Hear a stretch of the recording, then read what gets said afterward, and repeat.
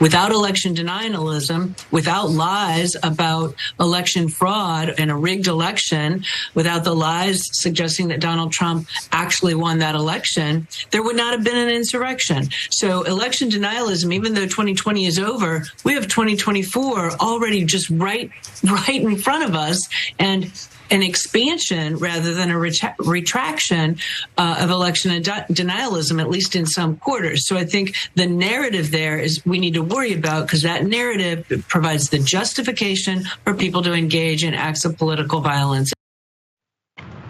Sometimes it just needs to be said directly, because this is the most obvious 2 + 2 answer I've ever seen. That's national security analyst Mary McCord, and she's talking about the fact that we've now inserted election denialism as a normal part of our election systems after just this one cycle with Donald Trump losing in 2020 as he built up into that. Because as we saw in California, what's our guy in California who was denying, he said he lost the election before he even did it when he was running in that special runoff against Larry Elders? Yeah, Larry Elder. Even in that, like from Donald Trump's one idea to everyone else that's the lemmings behind him, they'll repeat the same thing over and over and over again. So here we still have it now ingested within our entire system. This is what she's talking about, and this is how bad it could be. 23 election deniers in 17 states as either governor, attorney general, or secretary of state, according to a new report released this week by the U.S. Democracy Center, a nonpartisan organization that advocates for fair elections. That means 1/3 of the country has an election denier in statewide office overseeing their elections. 17 states. And there's 23 election deniers within that are in positions of power, and they're trying to get even more. So according to the group, 3 election deniers are running for president: Trump, DeSantis, and Larry Elder, as I was pointing out there. But you may forget that Larry Elder's running for president because they don't let him on the debate stage. And other hopefuls are also backing up or have said something in response or in support of Trump's denials before. So really quick, that graphic there, if you can really tell from the middle of the country to the south, that's where the majority of them are. And of course, you can see in the upper middle up there as well too. We know those states and how they operate. So these are some of the actions that they've taken to try and take this over and destroy the country. Based on misinformation spread by far-right conspiracy theorists, that's what it's based on. 9 Republican-controlled states have withdrawn from the Electronic Registration Information Center. It's an interstate partnership that helps make sure voter rolls are accurate by comparing voter registration data among states. And in Wisconsin, Republicans in the state Senate voted on Thursday to oust the nonpartisan administrator of the state's elections commission, Megan Wolf. That's in a bid to give election deniers and conspiracy theorists more control over how our elections are run in Wisconsin. Let's go down to Texas. The Republican-controlled legislator there voted in May to abolish the position of election administrator and give the Republican-appointed Secretary of State the power to take over election operations exclusively in Houston's Harris County, the most populous blue county in the state. I think it's pretty clear what the situation is. And as they keep talking about how if we give these Democrats their power, all they are is power hungry. They want to take things over, and then they want to recreate America in their own image, and they hate us. As they're setting up literal overtaking of our election systems in multiple states, putting people in place that are talking about things that have been adjudicated, have been disproven in courts multiple times. So we'll be facing even more of these, and more people thinking, well, it can't be a lie anymore because half the country is lying. That's what we're looking at now, Jackson.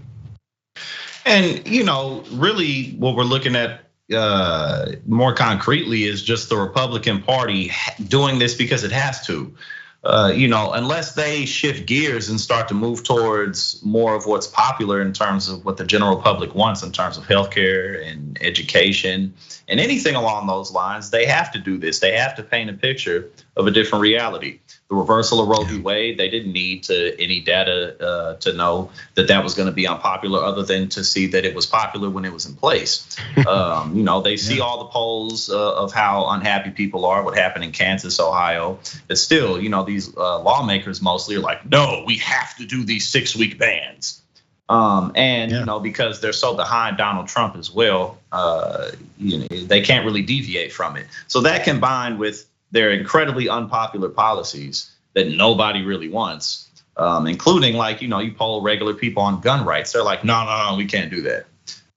They have to do this, otherwise they have to do what's popular. They definitely monitor what is that is popular among voters versus what is popular among the folks who give them money. You talk about the gun lobby, they give them tons of money. They have to support who it is that gets them and keeps them in office. So there's a line where you have to start lying about what it is that American people need, want, and policies that are actually popular. And to distract people from actually voting on many of those policies, it then goes to talking about gay folks, migrants, anyone else that they can hate. They need more boogeymen. That's, again, we've been talking about it this whole hour. They're complaining more about the dress code lowering on the congressional floor than they're talking about the fact that people that weren't in suits and ties were all over the congressional floor with zip ties, chanting how they're gonna kill congressmen and stuff like that. That's not offensive to them.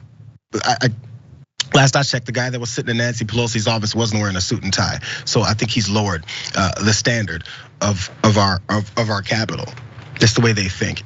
Someone else that's lowered the standard of everything in America is Rudy Giuliani. And this is just fun. NBC pointed out that Rudy Giuliani is being sued by his former lawyers. And they claimed he owes them $1.4 million in unpaid legal fees.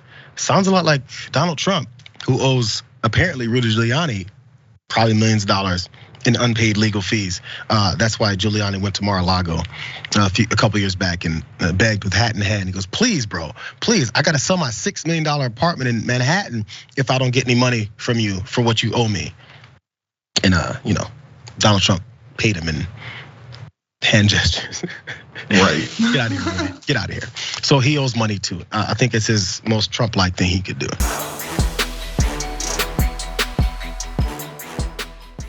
Check out the Damage Report podcast each day, wherever you get your podcasts, whether Pocket Casts or Stitcher or iTunes.